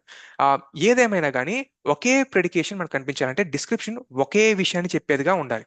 కానీ ఇక్కడ ఒక్క క్లాజ్ లేదు, ఒక్క వర్బ్ లేదనమాట. అంటే క్రియావచనం ఒకటి లేదనమాట. ఆ తర్వాత మల్టిపుల్ ప్రెడికేషన్స్ ఉన్నాయి, అంటే మల్టిపుల్ డిస్క్రిప్షన్స్ ఉన్నాయన్నమాట. ఇవేవి కూడా వాటిని థియోఫోరిక్ నేమ్ గా కన్సిడర్ చేసేటటువంటి విధానంలోకి మనల్ని పెట్టవు. కాబట్టి దీన్ని మనం థియోఫోరిక్ నేమ్ గా గాను మనం కన్సిడర్ చేయలేము, అలాగే కాంపౌండ్ నేమ్ గా కూడా మనం మనం కన్సిడర్ చేయలేము. ఇలా చేసిన దాన్ని బట్టి మనం ఏమర్థం చేసుకోవాలంటే, ఇది మోర్ ఓవర్ మియర్ టైటిల్స్ కానీ మనం దీన్ని అర్థం చేసుకోవాలి. సో ఇంకా క్లియర్ గా చెప్పాలంటే ఇది కాంపౌండ్ నేమ్ గా కానీ థియోఫరిక్ నేమ్ గా కానీ కన్వర్ట్ చేయడానికి అవకాశం లేదని చెప్పడానికి ఇంకొక రీజన్ ఏంటంటే, ఇది ఉగారిటిక్ ఎపిథెట్స్ ని ఫాలో అయ్యేటటువంటి లిటరేచర్ స్టైల్ అన్నమాట. ఎలా మనకు అర్థమవుతుందంటే, యుగారిటిక్ లిటరేచర్ అనేది యెషయా కంటే మునుపు ఉన్నటువంటిది అనమాట. అంటే ఇదంతా కూడా same north west Semitic tradition నుంచి వచ్చినటువంటి లాంగ్వేజెస్. ఉగారిటిక్ కానీ, హీబ్రూ కానీ, ఇంకా ఇతరత్ర లాంగ్వేజెస్ ఏవైతే ఉన్నాయో సేమ్ ఫ్యామిలీకి సంబంధించినటువంటి లాంగ్వేజెస్ అనమాట. సో యెషయా టైంకి ఆల్రెడీ యుగారిటిక్ అనేటటువంటి లాంగ్వేజ్ డెడ్ లాంగ్వేజ్. కానీ ఆ ఆ స్టైల్ అయితే మాత్రం, యుగారిటిక్ లిటరరీ ఫామ్ అయితే మాత్రం అప్పటికి వారి మధ్య అందుబాటులో ఉందన్నమాట. సో వీళ్ళు ఏం చేస్తారంటే, వాళ్ళ దేవుళ్ళ గురించి, వాళ్ళ రాజుల గురించి చెప్పాల్సిన పరిస్థితి ఏర్పడినప్పుడు ఇటువంటి మల్టిపుల్ ప్రెడికేట్స్ ని లేదా మల్టిపుల్ నౌన్స్ ని, నామవాచకాలని ఉపయోగిస్తూ వాళ్ళని డిస్క్రైబ్ చేస్తారు. మోస్ట్లీ ఈ నౌన్స్ అన్ని కూడా చాలా షార్ట్ గా ఉంటాయి అనమాట. ఒకవేళ దేవుడి గురించి చెప్పాల్సిన పరిస్థితి ఏర్పడినప్పుడు మల్టిపుల్ నౌన్స్ ని, నామవాచకాలని ఉపయోగిస్తూ ఆ యొక్క దేవుడిని డిస్క్రైబ్ చేస్తారు. ఒకవేళ రాజుల గురించి చెప్పాల్సిన పరిస్థితి ఏర్పడినప్పుడు కొన్ని మాత్రమే నౌన్స్ ని లేదా నామవాచకాలను ఉపయోగిస్తూ ఆ రాజుని గురించి చెప్తారనమాట. ఇక్కడ యెషయా 9:6 చూస్తున్నప్పుడు ఈ బిడ్డ అనేవాడు సబ్జెక్ట్ గా ఉంటే, అంటే ఈ బిడ్డ గురించి చెప్తాడు కదా, లైక్ ఏమని, ఈ బిడ్డ జన్మించ రాబోతున్నాడు, అతని భుజముల మీద రాజ్యభారం ఉంటుందని ఆల్రెడీ ఈ సబ్జెక్ట్ ని ఇంట్రడ్యూస్ చేశారు కదా. ఈ ఇంట్రడ్యూస్ చేయబడినటువంటి ఈ సబ్జెక్ట్ ఎవరైతే ఉన్నారో, ఈ బిడ్డ ఎవరైతే ఉన్నారో, ఈ బిడ్డని గురించి డిస్క్రైబ్ చేస్తూ మల్టిపుల్ నౌన్స్ ని ఇక్కడ ఉపయోగించడం జరిగిందనమాట. నామినల్ ఫార్మ్స్ ఆఫ్ డిస్క్రిప్షన్స్ ని ఉపయోగించడం జరిగింది. ఈ యొక్క స్ట్రక్చర్ ఏదైతే ఉందో, ఈ సింటాక్స్ ఏదైతే ఉందో, ఈ సింటాక్స్ ఉగారిటిక్ స్టైల్ కి చాలా దగ్గరగా ఉంది. కాబట్టి ఇంకా క్లియర్ గా చెప్పాలి అంటే, ఉగారిటిక్ లిటరేచర్ లో దేవుని గురించి ఎలాగైతే డిస్క్రైబ్ చేయడానికి ఒక లిటరరీ స్టైల్ ని ఉపయోగిస్తారో, అదే విధంగా యెషయా ఇక్కడ ఒక మనిషిని గురించి ఆ, వర్ణిస్తున్నప్పుడు ఆ యొక్క స్టైల్ని ఉపయోగించాడనమాట. సో ఉగాటిక్ లిటరేచర్లో ఒక దేవుణ్ణి గురించి ఉపయోగించినప్పుడు మల్టిపుల్ ఎపిథెట్స్ ని ఉపయోగిస్తాడు. మల్టిపుల్, ఇంకా చెప్పాలంటే ఎక్కువ అయినటువంటి డిస్క్రిప్షన్స్ ని ఇస్తాడు. సేమ్ అలాగే యెషయా ఈ యొక్క బిడ్డని గురించి మాట్లాడుతున్నప్పుడు మల్టిపుల్ డిస్క్రిప్షన్స్ ఇస్తాడు, చాలా ఎక్కువ డిస్క్రిప్షన్స్ ఇస్తాడు. ఇప్పుడు మీకు అర్థమైందా ఎందుకు ఒకటి రెండు కాకుండా 4 డిస్క్రిప్షన్స్ ఆ అబ్బాయి గురించి రాయబడి ఉన్నాయో? ఎందుకంటే యెషయా క్లియర్ కట్ చెప్తున్నాడు, ఇప్పుడు నేను ఒకటో రెండో పెట్టానంటే మళ్ళీ మీరు దాన్ని థియోఫరిక్ నేమ్ గానో కాంపౌండ్ నేమ్ గానో కన్వర్ట్ చేసుకుంటారు. అలా చేయకండి. ఇది నేను ఉగాటిక్ స్టైల్లో నేను మాట్లాడుతున్నాను. ఉగాటిక్ స్టైల్లో దేవుడి గురించి మాట్లాడుతున్నప్పుడు ఎక్కువ నా ఎపిథెట్స్ ని ఉపయోగిస్తారు, ఎక్కువ ప్రెడికేషన్ ఉపయోగిస్తారు. అలాగే నేను కూడా ఇక్కడ మల్టిపుల్ ప్రెడికేషన్ ఉపయోగిస్తున్నా, మల్టిపుల్ డిస్క్రిప్షన్స్ ఇస్తున్నా, ఎక్కువైనటువంటి డిస్క్రిప్షన్స్ ఇస్తున్నా. ఎందుకు అంటే నేను మాట్లాడబోయేటటువంటి బిడ్డ ఎవరైతే ఉన్నారో ఈ బిడ్డ మామూలు మనిషి కాదు, ఈయన దేవుడు, ఈయన ఎల్ గిబోర్, ఆయన బలవంతుడైన దేవుడు. అంత మాత్రమే కాదు, ఆయన నిత్యుడగు తండ్రి. తండ్రి అనేటటువంటి పదం ఏదైతే ఉందో అది ఐగుప్తులో రాజుకి ఉపయోగిస్తారనమాట. ఎందుకంటే ఒక కుటుంబంలో తండ్రి ఎలాగైతే తన కుటుంబానికి కావాల్సినటువంటివన్నీ సమకూరుస్తాడో, అలాగే ఒక రాజ్యానికి కావాల్సినటువంటి అన్నీ కూడా ఆ యొక్క రాజ్య ప్రజల కోసం ఆ యొక్క రాజు సప్లై చేస్తాడు కాబట్టి ఆ రాజుని తండ్రిగా చూస్తారనమాట. సో ఇక్కడ యెషయా ఏమంటున్నాడు, ఈ రాబోయేటటువంటి బిడ్డ భుజముల మీద భారమైనటువంటి ఈ బిడ్డ ఎవరైతే ఉంటారో ఈయన నిత్యత్వం కలిగినటువంటి రాజు అని చెప్పడానికి ఆయన నిత్యుడగు తండ్రి అని అంటున్నాడు. అంటే ఈ యొక్క బిడ్డ ఎవరు? యెహోవా. అలాగే ఈ బిడ్డ ఎవరు? నిత్యత్వం కలిగినటువంటి వాడు. సో యెషయా ఏమంటున్నాడు అనంటే, నేను చెప్పేది దేవుడి గురించే చెప్తున్నాను కాబట్టే ఉగాటిక్ స్టైల్లో ఒక దేవుణ్ణి ఎలాగైతే ఎక్స్ప్లెయిన్ చేసి ఆ యొక్క దేవుని గురించి వర్ణిస్తారో నేను అలాగే ఆ స్టైల్ని ఉపయోగిస్తూ వర్ణిస్తున్నాను అని క్లియర్ కట్ గా చెప్తాడు. సో దీన్ని బట్టి మనం అర్థం చేసుకోవాల్సిన విషయం ఏంటి అనంటే, ఇక్కడ యెషయా పొయిటిక్ గానే మాట్లాడుతున్నాడు. 4 డిస్క్రిప్షన్స్ ఇస్తున్నప్పటికీ ఈ 4 పొయిటిక్ గా ఉన్నప్పటికీ దాని యొక్క ఉద్దేశం, బాబు ఇది పొయిటిక్ గా ఉంది కాబట్టి ఈజ్ మీరు సప్లై చేసుకోండి, ఆఫ్ మీరు సప్లై చేసుకోండి, విచ్ మీరు సప్లై చేసుకోండి, దీన్ని థియోఫరిక్ నేమ్ గా కన్వర్ట్ చేసుకోండి, కాంపౌండ్ నేమ్ గా కన్వర్ట్ చేసుకోండి అని కాదు. ఈ యొక్క పొయిటిక్ డిస్క్రిప్షన్ ఇవ్వడానికి గల కారణం ఏంటంటే ఈ డిస్క్రిప్షన్ అనేది దేవుడికి సంబంధించిన డిస్క్రిప్షన్, నేను దేవుణ్ణి డిస్క్రైబ్ చేస్తున్నాను అని చెప్పడానికి ఇచ్చినటువంటి ఈ యొక్క సింటాక్స్ అన్నమాట ఇది. అర్థమవుతుందా? అర్థమవుతుందని అనుకుంటున్నాను. కాబట్టి దీన్ని బట్టి మనం అర్థం చేసుకోవాల్సింది ఏంటంటే ఆ యొక్క 4 టైటిల్స్ కూడా దేవునికి సంబంధించి ఉపయోగించేటటువంటి ఒక ఉద్దేశంలో భాగంగానే యెషయా ఆ బిడ్డకి ఉపయోగిస్తాడు. సో క్లియర్ కట్ గా యెషయా ఇక్కడ ఆ బిడ్డని దేవుడు అని పిలుస్తున్నాడు. దాన్ని నొక్కి వక్కానిస్తూ ఈవెన్ లిటరరీ స్టైల్లో కూడా చూస్తున్నప్పుడు యుగారిటిక్ లిటరేచర్ లో దేవుడి గురించి ఎలా అయితే డిస్క్రైబ్ చేస్తారో ఆ స్టైల్ని ఎన్నుకున్నాడు. సో లిటరల్ గా ఆల్రెడీ ఆ యొక్క బిడ్డని యెహోవా అని పిలిచాడు. స్టైలిస్టికలీ కూడా దేవుడికి ఉపయోగించేటటువంటి విధానంలోనే ఉపయోగించిన కారణాన్ని బట్టి ఆ స్టైలిస్టికలీ కూడా ఈ యొక్క బిడ్డ ఈ యొక్క బిడ్డ గురించి మాట్లాడేది దైవత్వానికి సంబంధించినటువంటి స్టైల్ అని చెప్పి ఇక్కడ యెషయా చెప్తున్నాడు అనమాట. అంత మాత్రమే కాదు, ఇప్పుడు మనకి ఇంకో డౌట్ వస్తుంది. మల్టిపుల్ నేమ్స్ ఇక్కడ ఇచ్చి ఒకే పేరు అని చెప్పేసి అంటాడేంటి? నామములు, ఈ పేర్లు పెట్టబడతాయి అని చెప్పొచ్చు కదా. ఆశ్చర్యకరమైన ఆలోచనకర్త, బలవంతుడైన దేవుడు, నిత్యుడగు తండ్రి, అలాగే సమాధానకర్తయగు అధిపతి అనేటటువంటి పేర్లు ఈ యొక్క బిడ్డకి పెడతారు అని చెప్పేసి అనొచ్చు కదా. ఎందుకు పేరు అని ఏకవచనాన్ని ఉపయోగించడం జరిగింది? ఎందుకు అలా జరిగింది అని అంటే, పేరుని ఉపయోగించేటటువంటి విధానం వేరు. ఆ కాలంలో పేరు అనేది నేచర్ కి సంబంధించింది, స్వభావానికి సంబంధించింది. ఇది మనకి కొత్త నిబంధనలో కూడా ఉంటదన్నమాట. ఫర్ ఎగ్జాంపుల్ యేసయ్య ఏమంటాడు, మీరు నా నామమును అడిగిన ఎడలా అని అంటాడు. నామము అంటే ఏంటి? యేసు నామములో అనా? అది ఫార్ములా కాదు, అది మంత్ర కూడా కాదు. నామము అంటే ఆయన యొక్క నేచర్ కి అనుగుణంగా మనం అడిగిన ఎడల ఆయన ఇస్తాడు. ఫర్ ఎగ్జాంపుల్ నేను గనక దేవా నేను పెళ్లి చేసుకుని నేను ప్రేమించిన అమ్మాయి గనక వేరే వాడితోటి పెళ్లి చేసుకుని వెళ్ళిపోయింది దేవా, ఇప్పుడు ఆ పిల్ల ఆ అబ్బాయిని వదిలేసి నా దగ్గరకు రావాలి దేవా అని నేను ఏసునామంలో ఏసునామంలో ఏసునామంలో అని ప్రార్థన చేస్తే దేవుడు విండు. ఎందుకంటే ఆయన స్వభావానికి అది విరుద్ధం. వేరొకరి భార్యను ఆశించడం తప్పు. అది పాత నిబంధన చెప్తుంది, కొత్త నిబంధన కూడా చెప్తుంది. కాబట్టి ఆయన యొక్క స్వభావానికి వ్యతిరేకంగా నేను ఏ ప్రార్థనలు చేసినా గానీ ఆయన అంగీకరించడు. కాబట్టి యేసు నామంలో అడగాలి అని అంటే యేసు యొక్క స్వభావానికి అనుగుణంగా అడగాలి, ఆయన చిత్తానుసారంగా అడగాలి. ఆయన చిత్తానికి వ్యతిరేకంగా అడిగినప్పుడు అది చెందదు.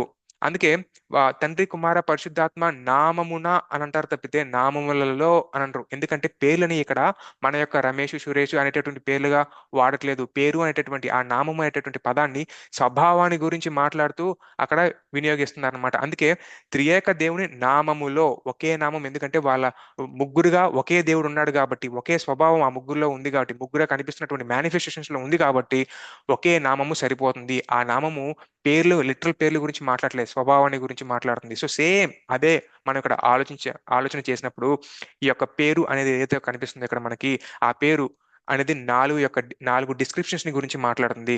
ఆ పుట్టబోయేటటువంటి బిడ్డ ఎవరైతే ఉంటారో ఆయన ఆలోచనకర్త, ఆశ్చర్యకరుడు, ఆ బలవంతుడైన దేవుడు, ఆ, నిత్యుడగు తండ్రి, ఆయన శా శాంతి సమాధానాలకు అధిపతి.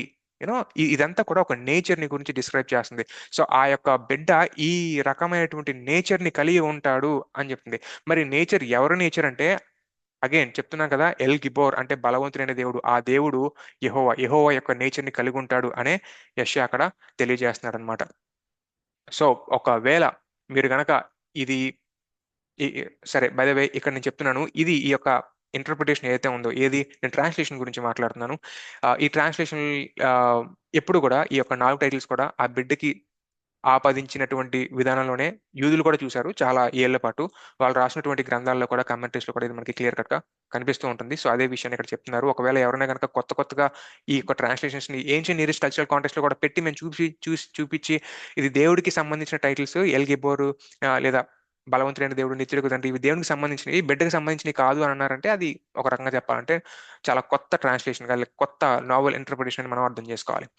హ్యావింగ్ సెడ్ దట్, ఈజిప్ట్ లో కూడా ఇటువంటి కొన్ని ఆ, రకాలైనటువంటి ప్రపోజల్స్ పెట్టారనమాట. ఈజిప్ట్ లో ఏమవుతుందంటే, ఈజిప్ట్ ఫరో ఎవరైతే ఉంటారో ఆ ఫరోని దేవుడిగా చూసేటటువంటి అవకాశాలు ఎక్కువగా ఉంటాయి. ఎందుకంటే వాళ్ళు ఏమని నమ్ముతారంటే, దేవుడు ఆ ఆ రాజా మాతతోటి, లేదా ఆ క్వీన్ తోటి ఆ కలిసినప్పుడు పిల్లలు పుడతారు. ఆ పిల్లలే రాజులుగా, ఫరోలుగా ఉంటారనేటటువంటి ఒక నమ్మకాన్ని వాళ్ళు కలిగి ఉండేవారు. సో ఆ పిల్లల్ని కూడా దేవుడిగా చూసేటటువంటి అవకాశాలు ఉన్నాయి అన్నమాట. ఆ టైంలో ఎక్కువగా ఉన్నాయి. అలాగే నమ్మేవారు. యాక్చువల్లీ ఫరోల్ని దేవుళ్ళుగానే వాళ్ళు నమ్మేవారు అనమాట. కాబట్టి వాళ్ళకి కరోనేషన్ చేస్తున్నప్పుడు, అంటే పట్టాభిషేకం చేస్తున్నప్పుడు కొన్ని ఎగ్జాజరేటెడ్ టైటిల్స్ ని వాళ్ళకి ఇస్తారు.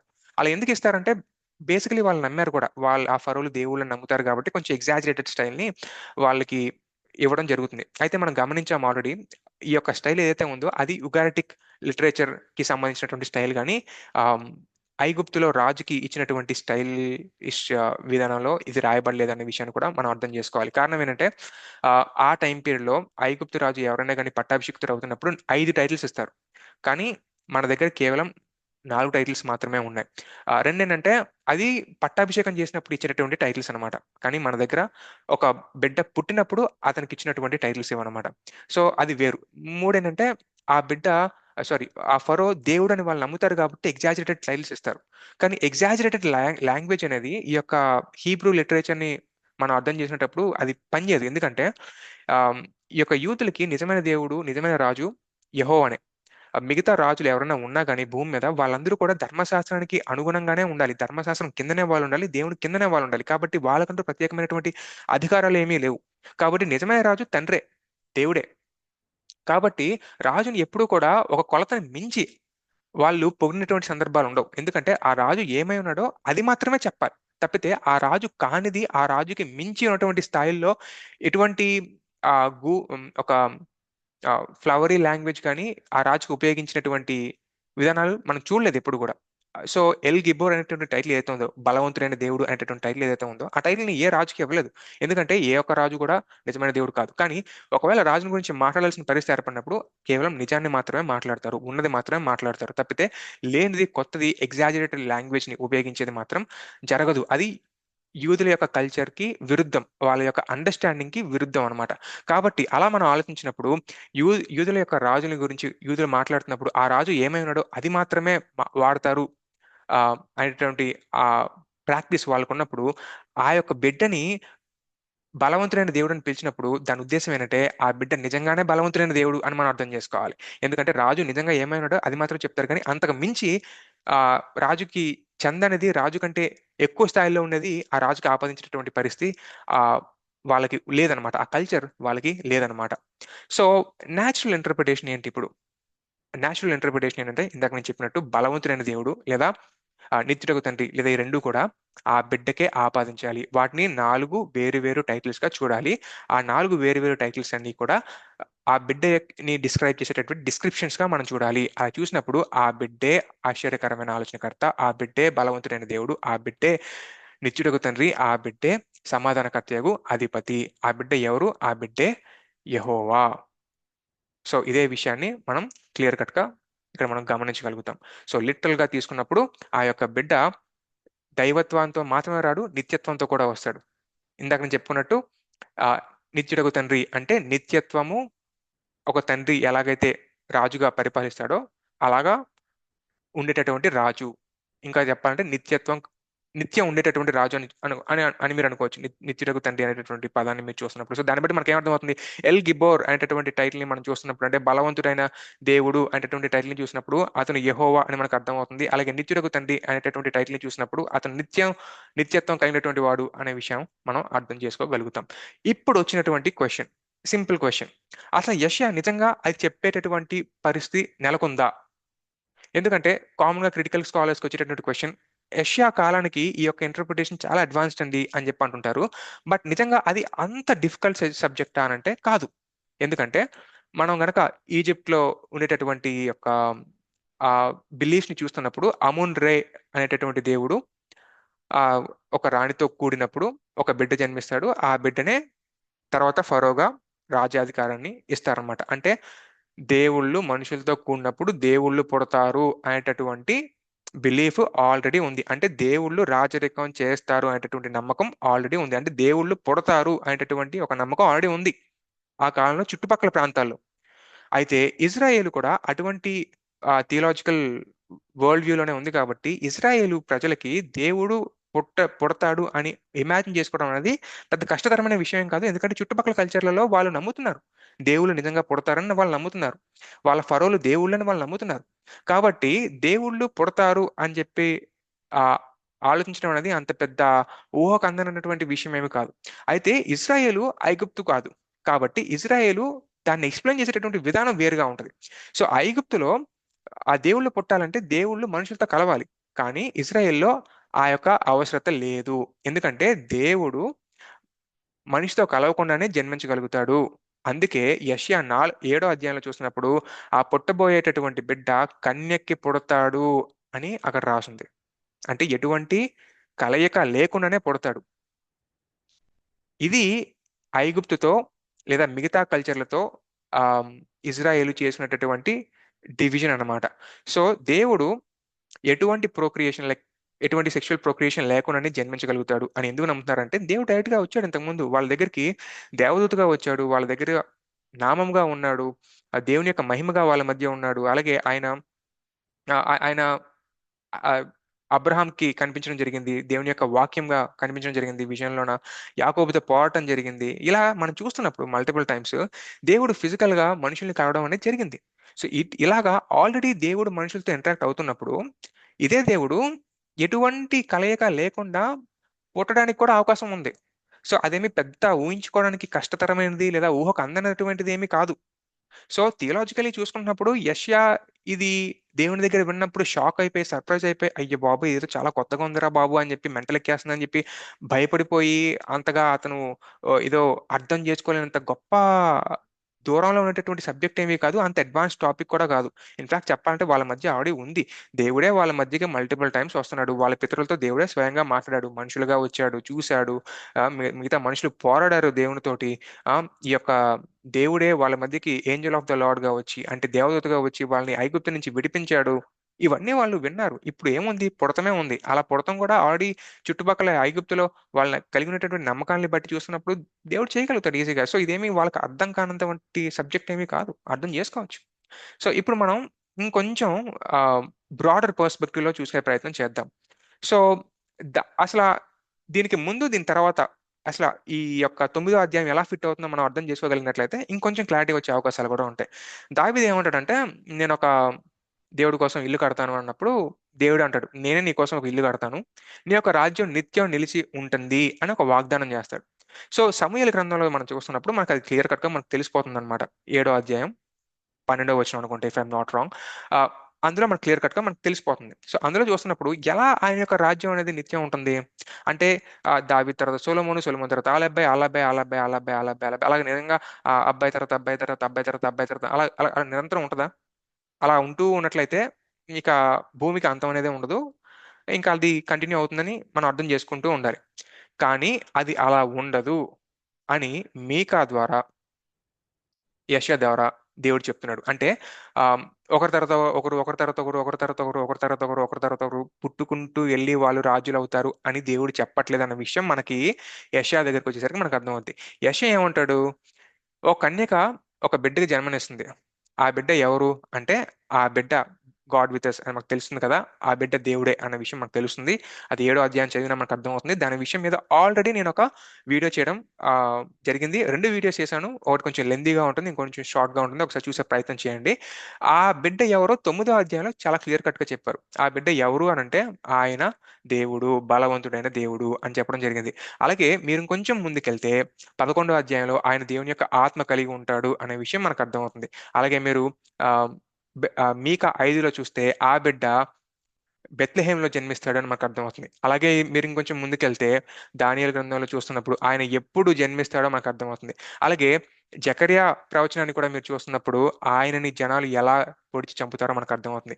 అలాగే ఈ యెషయానే ఇంకా తర్వాత రాబోయేటటువంటి అధ్యాయాల్లో ఈ రాబోయేటటువంటి వ్యక్తి దేవుని యొక్క బాహుగా ఉంటాడు అని, అలాగే ఆయన ఇజ్రాయేలుగా ఈ యొక్క లోకానికి వస్తాడని, అలాగే ఆయన ఇజ్రాయెల్ ఏదైతే చెరలో ఫెయిల్ అయిపోతారో ఆ చెర మొత్తానికి సంబంధించినటువంటి యొక్క కాన్సిక్వెన్స్ ని అనుభవిస్తాడు అని, ఆయన మిగతా వ్యక్తుల ద్వారా చంపబడతాడు అని యెషయా క్లియర్ కట్ గా ఆ యొక్క వ్యక్తి గురించి చెప్తూ ఉంటాడు. సో ఇప్పుడు మనం జస్ట్ కేవలం 9వ అధ్యాయంలో మాత్రమే ఉన్నాము.